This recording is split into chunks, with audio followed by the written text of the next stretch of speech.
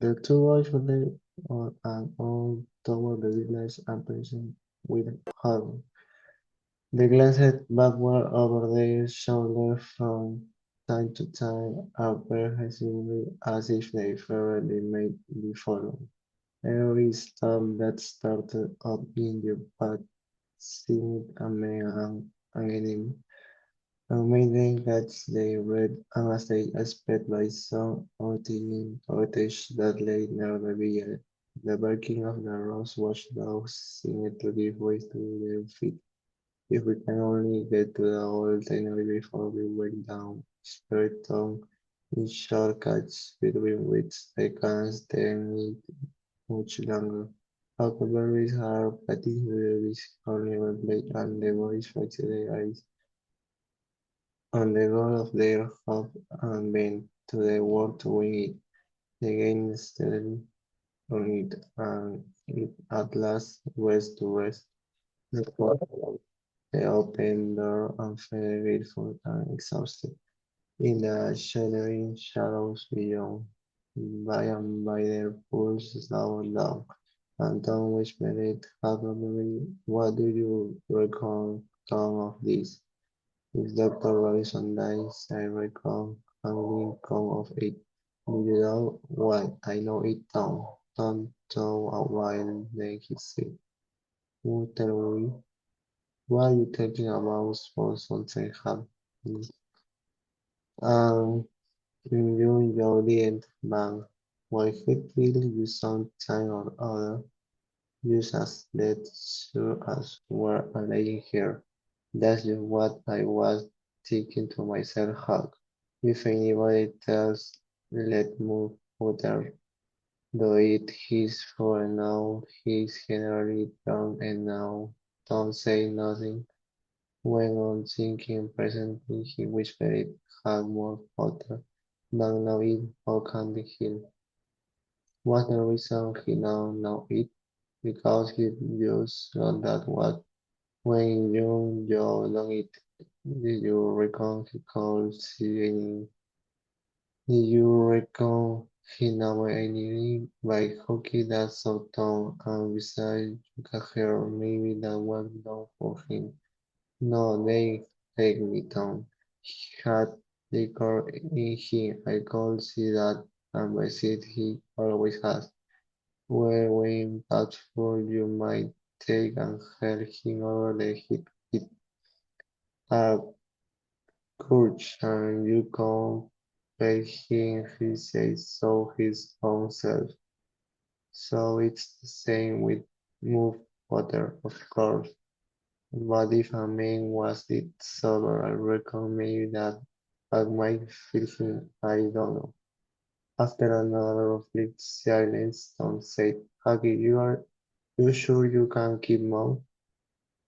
Tom, we got to King Moon. You know that Danny John Devil won't make any more of drowning just than a couple of cats. If we was to squeak out this and they didn't, and King. Now look at here, Tom is fake and sweet to one another. That's what we got to do, as well to keep moving. I already is the best thing. While you just hold hands and swear that we. Oh no, that one, no for this, that's not no for real. Provision. Common needs, especially with guys, cause they go back on anyway. Like if they get in a hoof, but they're all waiting about a reading like this. Um, Tom's were then applauded this idea. It was deep and dark and with the horror. The circumstance, the sirens were in keeping with it. He picked up a clean pan, shined the day in the moon, took a little fragment of red cake out of this pocket, got the moon on his wall, and painfully scrawled the slide and spacing each slow down stroke by clamping his tongue between his teeth. and leading up the pressure on the upstrokes. Huck and Tom Sawyer swear they will keep moon above this and they wish they may drop down it in their tracks if they ever tell and rot. Huckleberry was filled with admiration of Tom's facility in writing, and the subtlety of his language. He at once looked at him from his lapel and was going to pick his fresh. Button said, "Hold on, don't do that. A pin's brass it may have batteries on it. That's batteries. It's poison, that's what it is. You swallow some of it once, you see." So Tom what to that read from one of his needles and each will prick the ball of his tongue and squeeze it out. A drop of blood in time after many squeezes Tom managed to sink his intestines using the ball of his little finger for a pen. Then his lower Huckleberry how to make an H and an F, and the all was complete. They buried the single close to the wall, with some small ceremonies and incantation, and the fellows down above the town were considered to be locked and the key thrown away. A few crept stealthily, draw a break in the other end of the ring boiling down, but they did not notice it. Tom, whispered Huckleberry, does this keep you from ever telling always? Of course it does. It don't make any difference what happens. We got to keep moving. We drop down dead. Don't you know that? Yes, I reckon that's so. They continued to whisper for some little time. Presently, a dozen up along every hole just outside within the feet of them. The boys clasped each other suddenly in an agony of fight. "Why does he mean?" gasped Huckleberry. "I don't know, Pip," told the cracked. "No, you don't. I can't do it, Huck. Please don't dare use again." "Oh, Lordy, I'm thankful," whispered Tom. I know his voice. "It's more Harrison. If Mr. Harrison owned a slave bull, Tom would have spoken of him as Harrison Bull, but a son and dog of their name was Bull Harrison. And that's good. I tell you, Tom, I was most scared, but I admit I knew it was a stray dog. The dog howled again. The boy's heart sank once more. "Oh my God, I know Bull Harrison," whispered Huckleberry. Tom, Tom, quaking with fear, yelled and pulled his side to the crack. His whisper was hardly audible when he said, "Oh, Huck, it's a stray dog. Kick. Don't kick." What does he mean? Cook. He must mean us both. We're right together. Oh, Tom, I reckon we're enemies. I reckon there ain't no mistake about where it'll go to. I've been so weak that fetch it. This counts of playing hooky and doing everything a feller's taught not to do. I might have been good, liked it if I'd tried, but no, I won't of course, but if ever I get off this time, I'll just water in Sunday schools and Tom began to snuffle a little. You got, and Huckleberry began to snuffle too. Constantly Tom Sawyer, your usual pie, don't say where I am. Oh lordy, lordy, lordy, I wish I only had half your chance. Tom choked off and whispered.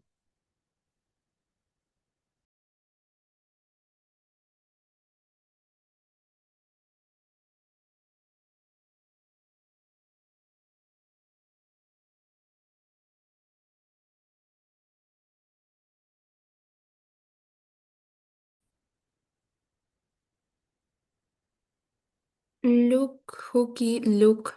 He's got his back to us. Hooky looked with joy in his heart. Will he has been jingoes? Did he before? Yes, he did, but I, like a fool, never took. Oh, this is bully. You know, no good can he mean that howling stopped Tom pricked up his ears. Shh, what that? He whispered, some like a cow grunting. No, it's somebody is snoring. Tom, that is it. Whereabouts is it? Hook? I believe it's down at the end. So anyway, Pap used to sleep there sometimes along with the house, but Laos bless you, he just left thing when he snores visits. I reckon he ain't ever coming back to this town anymore. The spirit of adventure rose in the boys' souls once more.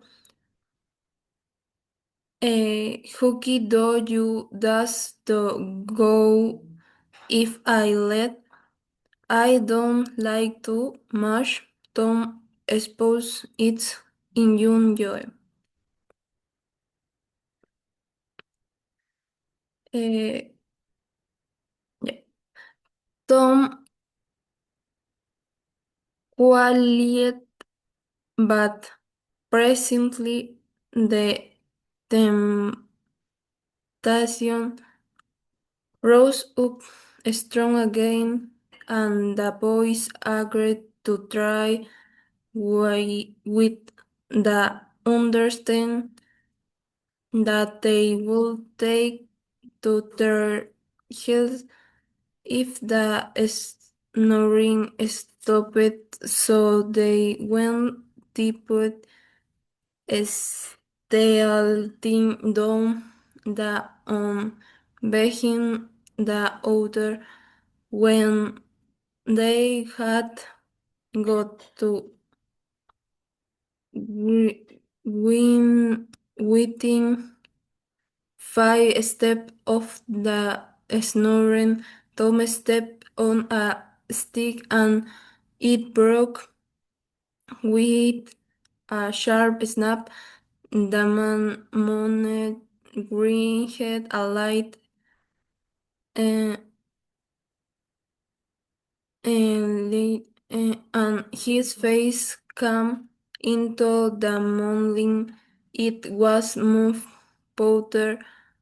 The boys' hairs had stood still, and their hopes too when the man moved, but their fears passed away now. They tiptoed out through the broken water boarding and stopped at a late distance to exchange a parting word. That long, lugubrious howl rose on the night air again. They turned and saw the strong dog standing within a few feet of where Potter was lying and facing Potter with his nose pointing heavenward. Oh, Gemini, It's him! Exclaimed both boys in a breath. Saiton, they say a stray dog come howling around Johnny Miller's house, but meaning as much as 2 weeks ago, and we poor will come in and lit on the banister, and soon the very same evening, and there ain't anybody dead there yet. Well, I know that, and suppose there ain't. Did Grace Miller fall in the kitchen fire and burn herself terribly the very next Saturday? Yes, but she ain't not dead, and what more, she's getting better too. Alright, you wait and see. She's a governor just as dead, sure a math potter and governor that what the nigger says, and they know about the second of things hook. Then they separated cogitating when the Tom crept in at his bedroom windows. The night was almost spent. He undressed with excessive caution and fell asleep congratulating himself that nobody knew of his escape. He was not aware that the Henley snoring seat was awake and had been so for an hour. When Tom awoke, Sid was dressed and gone. There was a late look in the a light sense in the atmosphere. He was startled. We had he not been called persecuted till he was up as usual. That though filled him with boding, waiting 5 minutes. 5 minutes, he was dressed and down, staring, feeling sore and drowsy. The family were still at table, but they and finished breakfast. There was no voice of rebuke, but there were arbed eyes. There was a silence and an air of solemnity that struck a chill though the culprit's hers. He sat down and tried to seem gay, but it was uphill work. It roused no smile, no response, and he lapsed into silence and let his heart sink down the depths. After breakfast, his aunt to him said, and Tom almost brightened in the hope that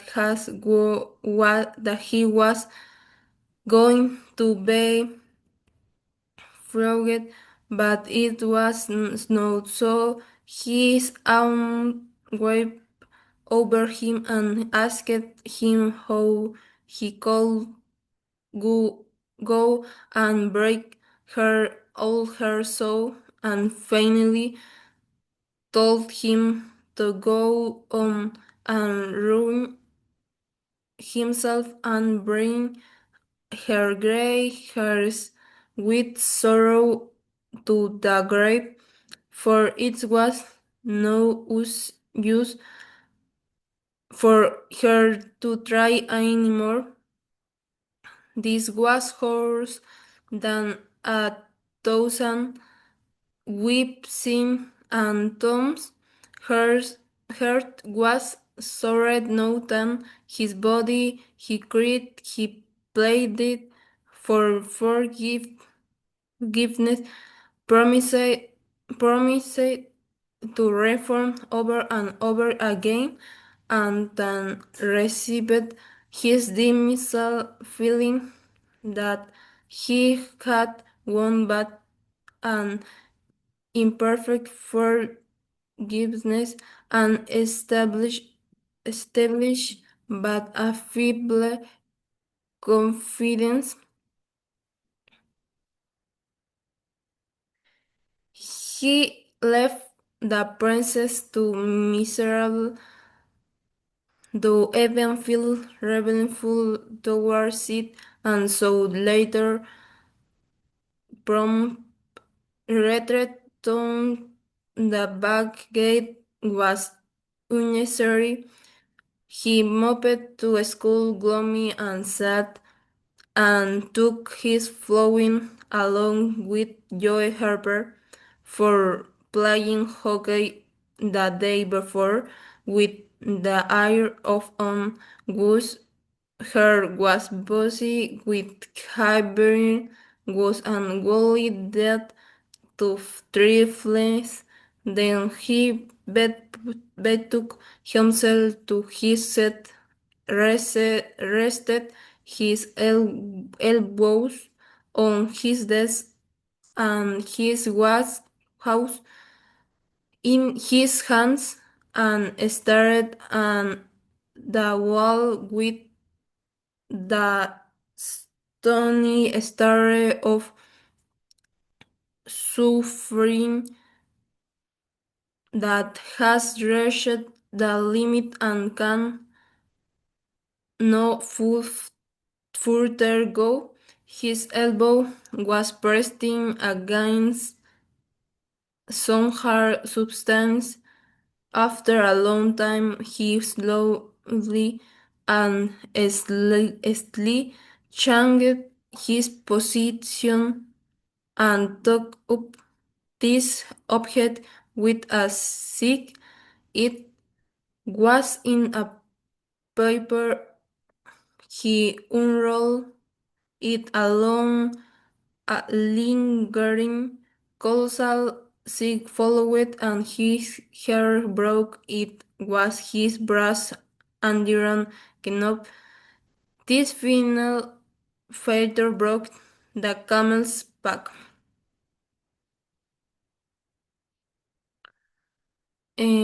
Close upon the hour of noon, the whole village was studly electrified with the ghastly news of the as yet undreamed of telepath.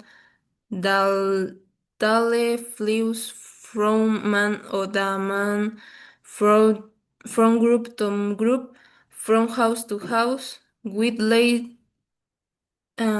than telefree speed. Of course, the schoolmaster gave holiday for that afternoon. The town would have done strangely of him he had not.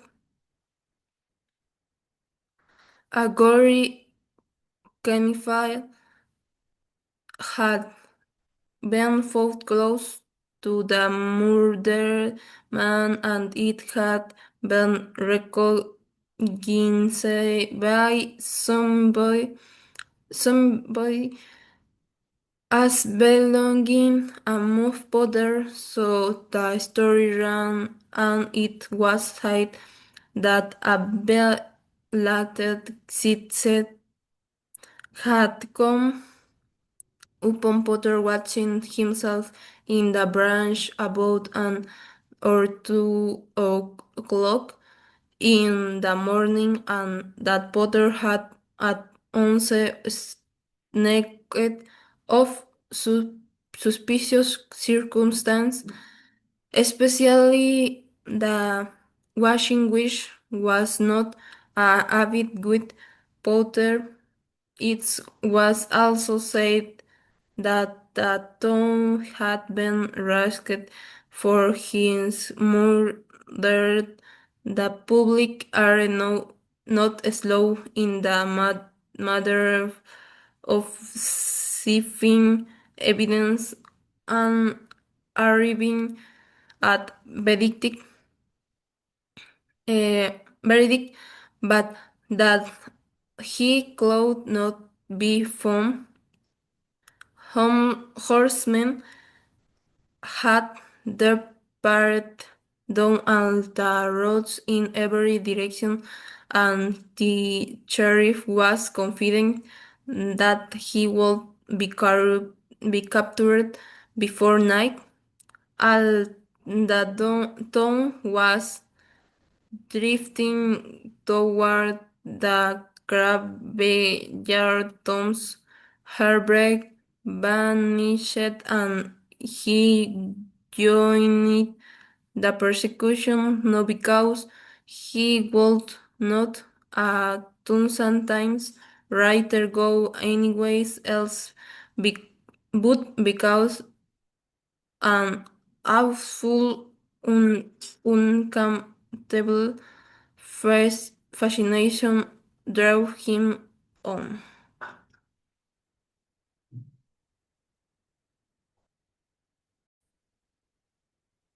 The villagers had a strong desire to turn and feather in Jane. Joy and ride him on a rally for body snatching, but so formidable was his character that nobody could be found who was willing to take the lead in the matter. So it was wrapped.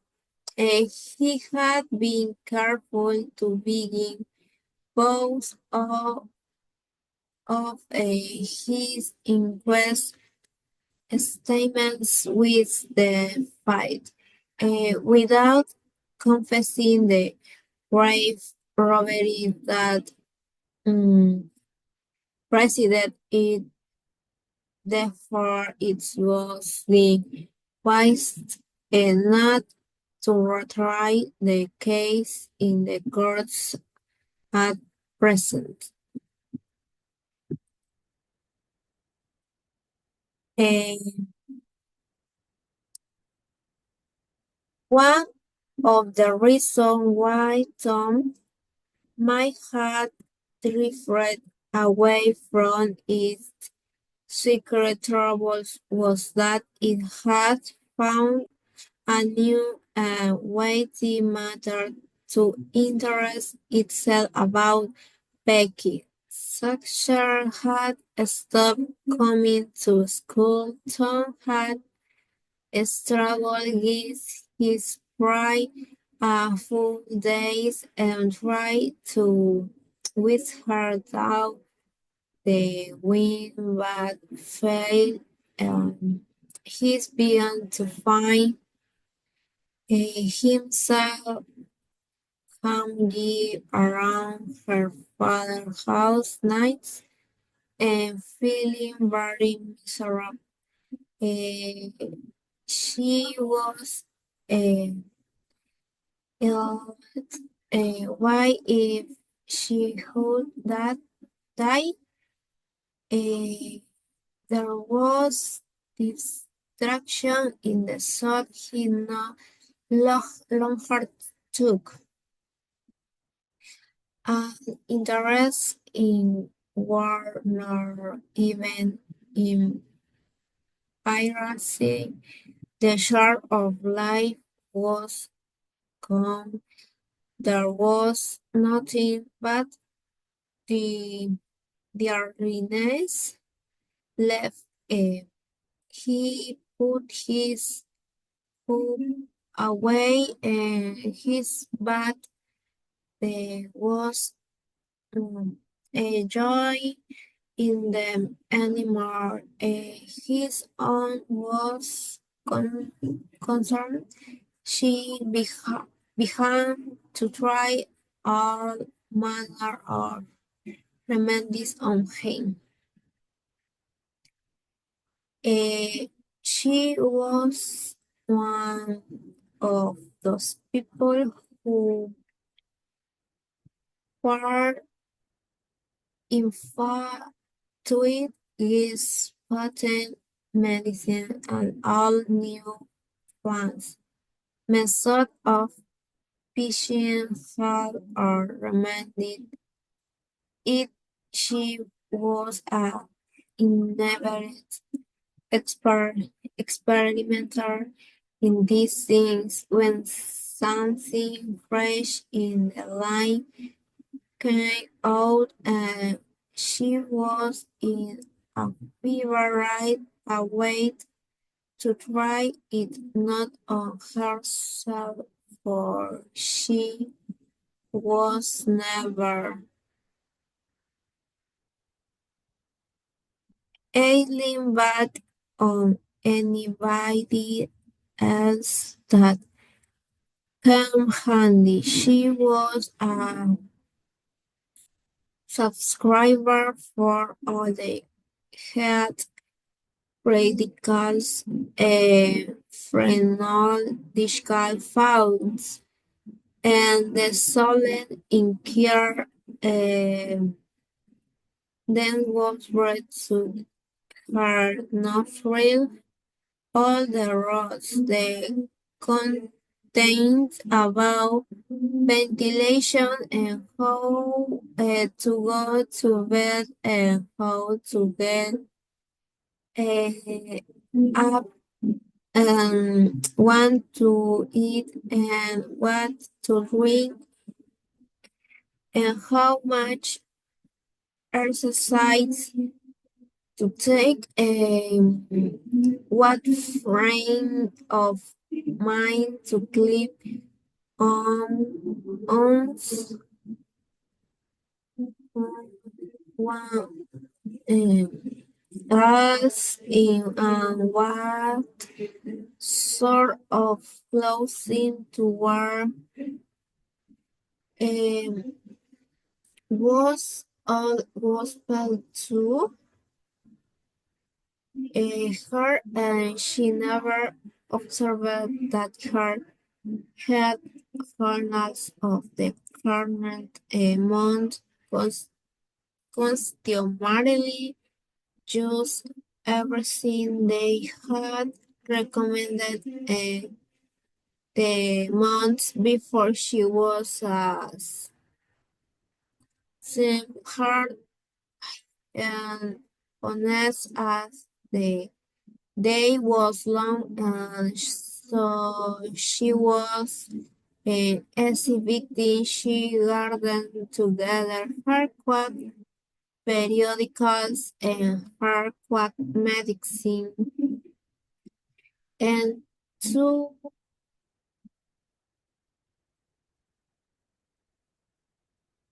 two arms goes that went about on her nerves, metaphorically speaking, with half for joy after, but she never suspected that she was not an initial of healing and the blank of Gilead in this to the suffering neighbor. The water treatment was new. Tom low condition was a windfall to her. She had him at daylight every morning, stood him up in wood shed, and round he is a deluge of cold water. Then she cried him down, gives a tone like a fire, and so sub him down. She rolled him up in wet shield, and I put him away under blankets till she wore his soul clean, and the yellow stain of came through his pores, as Tom said. Yet, notwithstanding all this, he grew more and more melancholy and pale, and the shorted she other hot basket bags sure votes and plus the boy remained as small as her. She began to sauce the water with ultimate oil and blister plaster. She calculated this capacity as she would a jug and fill him up every day with 1 quart. And Tom had become mm, indifferent to persecution by this time. This phase filled the old lay heart with consternation. This indifference must be broken up at once. She never heard of painkiller for the first time. There she heard a lot at once. And she said and was stay with right, right gratitude is was simply free in a look at Tom looking from. She brought the water to a man and everything else, and Pinette fate to Pinker she gave Tom a dance spoonful and was with the anxiety for the result. Her troubles, her instinct at rest, her soul at peace again, for this indifference was broken up. The boy could not have shown a wilder, higher interest if she had been a fire him. Tom felt that it was time to weigh up this sort of life might be romantic info in his latent conditions, but it was waiting to have to till sentiment and to match distractions variety about it. So he thought over various plans for relief and finally hit upon that of professions.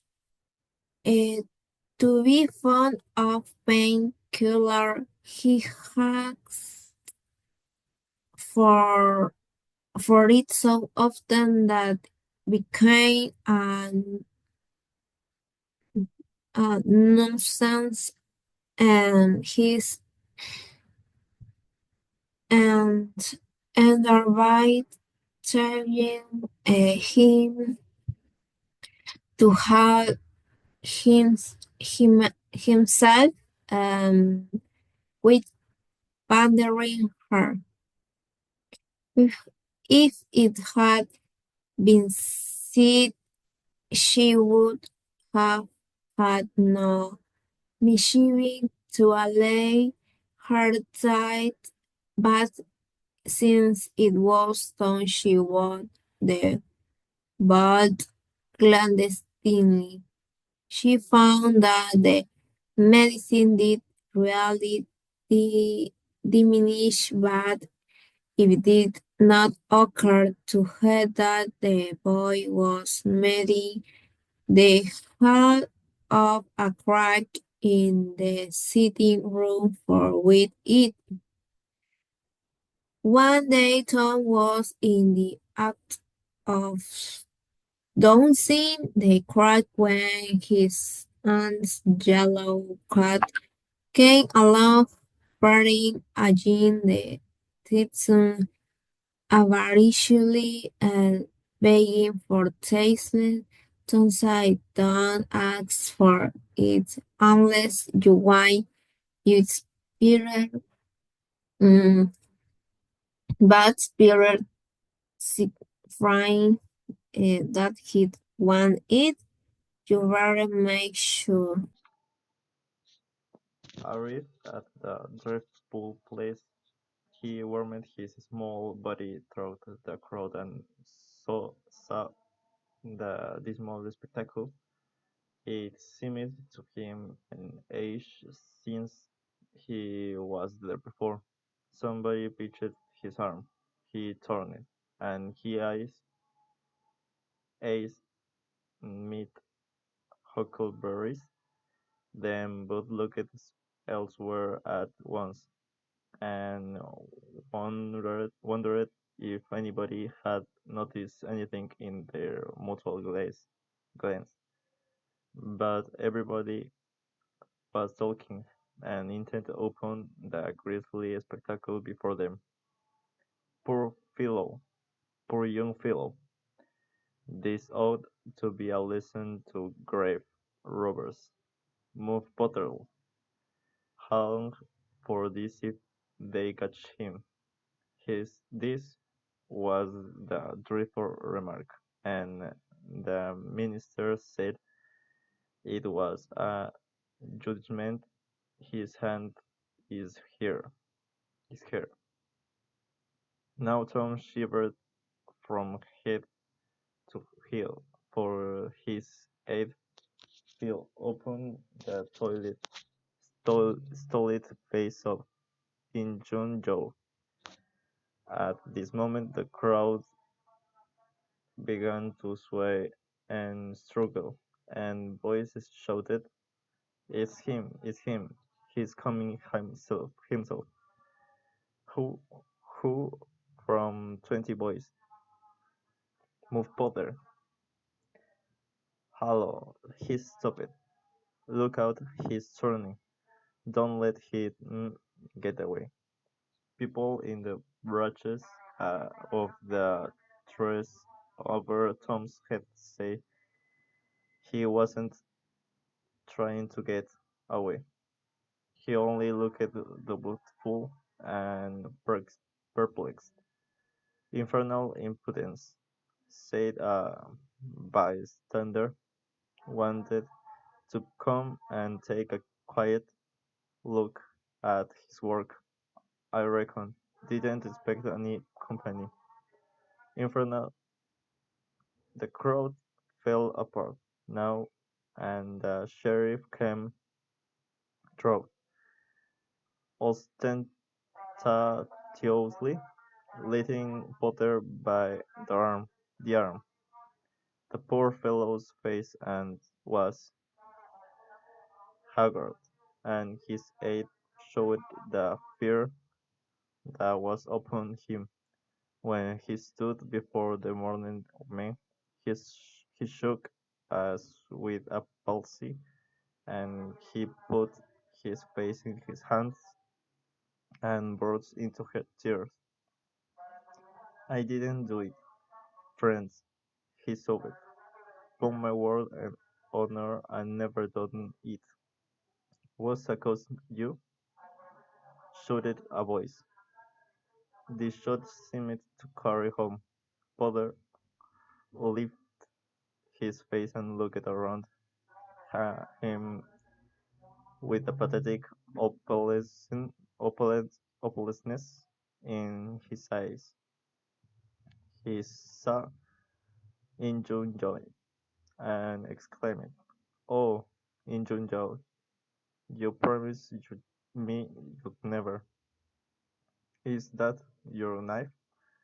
And it was thrust before him by the sheriff. Father would have fallen if they had not caught him and eased him to the ground. Then he said, "Something told me if I didn't come back and get." He shouldered it, then with his nerveless hand with vanquished and gestured and said, "Tell him, Joy, tell him. It ain't any use anymore." Then Huckleberry and Tom stood dumb and staring, and heard the stony-hearted Lear reel of his servant's statement. They expecting every moment that the clear sky would deliver God's lightnings upon his head, and wondering to see how long the stroke was delayed. And when he had finished and still stood alive and whole, their wavering impulse to break their oath and save the poor betrayed prisoners' life faded and vanished away. For plainly this miscreant had sold himself to Satan, and it would be fatal and meddle with the property of such a power as that. Why didn't you leave? What did you want to come here for? Somebody said. I couldn't help it. I wouldn't help it. Other moment I wanted to run away, but I couldn't seem to come anywhere but here, here. And he fell to sobbing again. Angel Joy repeat, repeated his statement just as calmly. A few minutes afterward, on the inquest, under oath, and the voice saying that the Linux were still withheld, were confirmed in their belief that Joe had sold himself to the devil. He was now become to them the most balefully interesting object they had ever looked upon, and they could not take their fascinated eyes from his face. They inwardly resolved to watch him nights, when opportunity should offer, in the hope of getting a glimpse of his dread master. Injujoy helped to raise the body of the murdered men and put in a wagon for removal, and it was shepherded through the shuddering crowd that once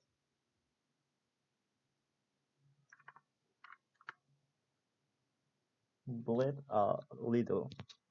The boys thought that this happy circumstance would turn suspicion and this right direction, but they were disappointed, for more than one villager remarked it was within 3 feet of mouth powder when it done it. Some fearful secret and gnawing conscience disturbed his sleep for as much as a week after this, and at breakfast one morning Sid said, "Tom, you bitch around and talk in your sleep so much that you keep me awake half the time." Tom blushed and dropped his eyes. "That's a bad thing," said Aunt Polly gravely. "What you got on your mind, Tom?" Nothing. I know of." But the boy's hands shook so that he spilled his coffee. "And you do talk such stuff," Sid said. "Last night you said, 'It's blood, it's blood.' That's what it is. You said that over and over. And you said, 'Don't torment me so.' I'll tell." "Tell what?" "What is your wall? What is it you'll tell?" Everything was swimming before Tom. There is no telling what might have happened now, but luckily the concerned passed out of Aunt Polly's face, and she came to Tom's relief without knowing it. She said, "Sure, it's that dreadful murder. I dream about it most every night myself. Sometimes I dream it's me that done in it." Mary said she had been affected much the same way. She seemed satisfied. Tom got out of the presence as quick as he plausibly could, and after that he complained of toothache for a week, and died of his jaws every night. He never knew the seed lay naturally watching, and frequently slipped the branch free and leaned on his elbow, listening a good while at a time, and afterward slipped the branch back to its place again. Tom's distress of mind wore off gradually, and that toothache grew irksome and was discouraged. If Sid really managed to make anything out of Tom's disjointed muttering, he keeps it to himself. It seemed to Tom that his comrades never would have done holding inquests on that cat, and thus keeping his trouble present to his mind. Sid noticed that Tom never was cornered at one of the sinkers, thought it had been his habit to take the limit in a new enterprise. He noticed too that Tom never acted as a witness, and that was strange. And Sid did not overlook the fact that Tom even showed a marked aversion, aversion the test inquest, and always avoided them when he called. Sid marveled but said nothing. However, even inquest went out of bow at last, and ceased to torture Tom's conscience every day or two during this time of sorrow. Tom watched his opportunity to and went to the little grated jail window and smuggled such small comforts through to the murderer as the cold head get gold hold of the jail was a trifling little brick dent that stood in the march at the age of the village, and no words were afforded for it.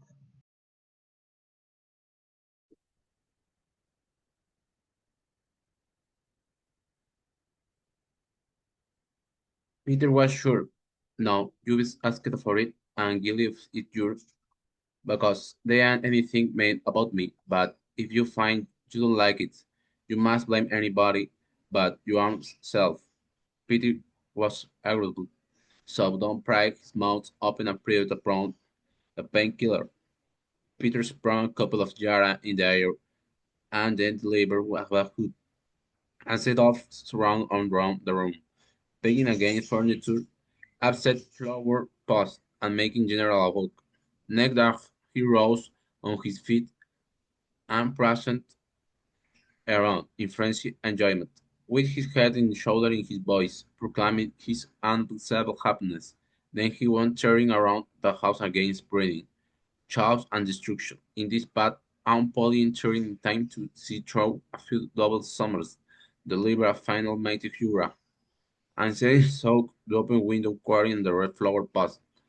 With him, the old lady stood petrified, with a tarnished peering of over the glazed Tom Lion floor, sparing with loud Tom.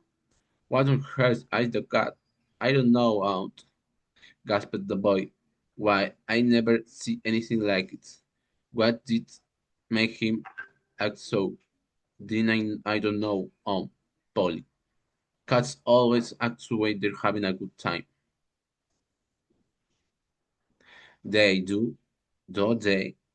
There was something in the dawn that made Tom apprehensive. Yes, and it's believed they do. You do? Yes, him.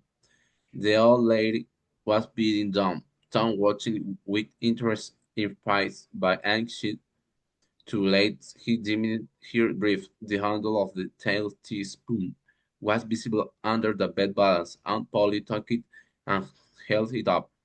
Tom winced and dropped his eyes. Aunt Polly raised him up usual handle, his hair, and cracked his head soundly with her thimble. Now, sir, what did you want to treat the poor dumb beast so for? I done it so for him, because he hadn't any aunt. Hadn't any aunt. You mums could, that's the got to do with it. Hips, because if she had one she had brought him out herself. He'd rust his bowels out of him, though any more feelings than if he was a human. Aunt Polly had sounded French remark. This was putting something a new light. What his cruel to a cat might be cruel to a boy, too, she began to soften. She felt sorry he had swerved a little, and she put her hand on Tom's head and said gently, I was meaning for the best, Tom, and Tom, it did you good. Tom looked up her face with just pressed twinkle peeking through his gravity. I don't know you was meaning for the best auntie, and so I was with Peter. It dumped him. Good, too. I never see him around Susan's. Oh, go. Down with you, down before you aggravate my again. And you try see if you can go the boy. For once, and you need to take any more medicine. Tom reached school ahead of time. It was noticed that his strange thing had been occurring every day lately, and now as unusual of late. He thought about getting out of the schoolyard instead of playing with his comrades. He was sick, he said, and he looked he tried to seem to look everywhere, but with the really he was looking down the road. Presently Jeff touched half his sight in Tom's face, like he has a moment, and then turned sorrowful away, and Jeff arrived. Tom accosted him and did up weirdly opportunities for remark about Vicky, but the giddy lad never caught the bait. Don watched and watched hoping, when frisking came inside and hiding to Anderson as he saw he was not right one, and left roots crazy to appear and drooped. Hops into drums, he entered Pine Hill and sat to suffer. Then one more foot passed in gate in that heart gave a great frown. The next instant Hop could even like engine yelling, blowing, chasing boys, jumping over the fence at the risk of life and limb, throwing handsprings, standing on his head, doing all the heroic things he could conserve of, and keeping furtive eye out, all the while to see if Becky Thatcher was nothing. But she seemed to be unconscious of it all. She never could. Could it be possible that he was aware and he was there? He carried his exploits to her immediate vicinity. Camp were shopping around a snatched boy cub, highlighted to the rough schoolhouse brotherhood and broke of boys, tumbling there in every direction and feels sprawling, himself under Becky's nose, almost expecting her, and she turned his nose in the air, and he heard say, so people think air might smart, always showing off. Tom shake Barnett, he warned himself and sneaked off, crushing a crit fall.